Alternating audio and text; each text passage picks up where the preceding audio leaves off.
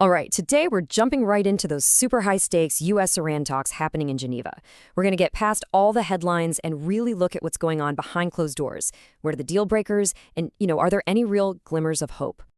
So, what are we really looking at here? Is this a genuine diplomatic dance that could actually lead to a breakthrough? Or is it just high stakes brinkmanship where one wrong move could spiral into conflict? That's really the core question we need to unpack. Before we dive any deeper, let's start with a really crucial number. Right now, experts are putting the odds of a meaningful agreement somewhere between 30 and 45%. Just think about that for a second. It's not zero, not by a long shot, but it's definitely not a sure thing. This number, it kind of tells the whole story, doesn't it? It captures that tension perfectly. There's this sliver of hope, but it's up against a whole lot of skepticism. Okay, so with those odds in mind, let's actually build the case for optimism. Despite all the challenges, and believe me, there are a lot of them, there are some really compelling reasons why people think a deal might genuinely be possible this time. Now, you might read this and think, okay, that's just what diplomats say. But this isn't just boilerplate language. When Iran's own foreign minister uses a phrase like historic opportunity, that's a very deliberate, very powerful signal. It tells us that Tehran wants to frame these talks as a credible path forward, not just some political song and dance. And it's not an isolated comment either. We're seeing this consistent pattern of pretty constructive language. You've got the Iranian president talking about a good outlook and all this emphasis on balancing their demands. This suggests there's a strategic calculation going on, that right now, engagement serves their interest way better than confrontation. But okay, let's pump the brakes. For every little bit of optimism, there's a huge dose of reality. The path to a deal is absolutely littered with massive hurdles. And these are the kinds of issues that could easily make the whole thing just fall apart. And this is where you can see the fundamental problem. Iran is all about its right to a nuclear program, while the US wants really strict limits. Iran wants to focus on diplomacy, but the US is right there talking while also flexing its military readiness. We're not talking about minor disagreements here. These are two completely different worldviews on what's even on the table.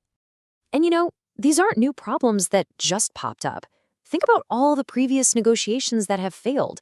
They get stuck on things like verification. I mean, how do you actually prove the other side is doing what they promised? Then you add in the constant US military presence in the region, and it becomes incredibly hard to build the trust you need for either side to take a big risk. Of course, none of this is happening in a vacuum. Those talks in Geneva, they're being watched like a hawk by capitals all over the globe, because the outcome is going to have huge consequences for everybody. So you've got this pretty broad consensus in favor of diplomacy. The EU, the UK, Russia, China, they're all pushing for a peaceful solution, mostly because they want to keep the region stable and protect their economic interests. But then, on the other side, you have a key US ally like Israel, which sees Iran as an existential threat and is watching these talks with a ton of suspicion. This quote from the US president really sums up the American strategy perfectly. It's what you'd call a dual-track approach. On one hand, yeah, there's a genuine preference for a diplomatic solution. But on the other, there's a hard, non-negotiable red line on nuclear weapons, and it's backed by the very real threat of military action if these talks go south. Okay, so you've got these hopeful signals clashing with these massive hurdles. You have global pressure for a deal running up against the constant threat of conflict. So how in the world do we make sense of it all? Well, let's turn to a forecast of the probabilities to see what's most likely to happen next. Take a look at this table. It lays out the possibilities really clearly. I want you to notice where the highest probabilities are. They're not with some dramatic breakthrough, and they're not with an immediate collapse either. They're right there in the middle.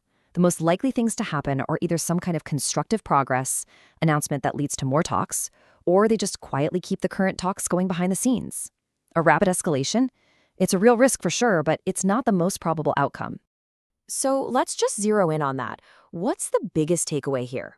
It's that the most likely outcomes don't involve a big, dramatic ending. The data is basically telling us that the most probable next step is simply more talking, either by just continuing negotiations behind the scenes or by announcing some kind of partial framework that sets the stage for future rounds.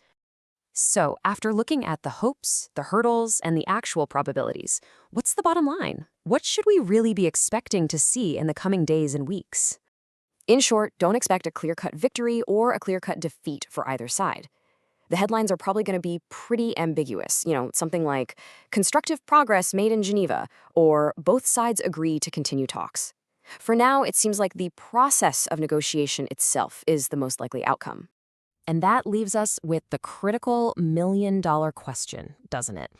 Continued diplomacy is great. It keeps the worst-case scenarios off the table, but with hard deadlines getting closer and domestic political pressures building on both sides, how long can this process of just talking go on before one side decides that time has officially run out? That's the question that's going to define the next chapter of this whole story.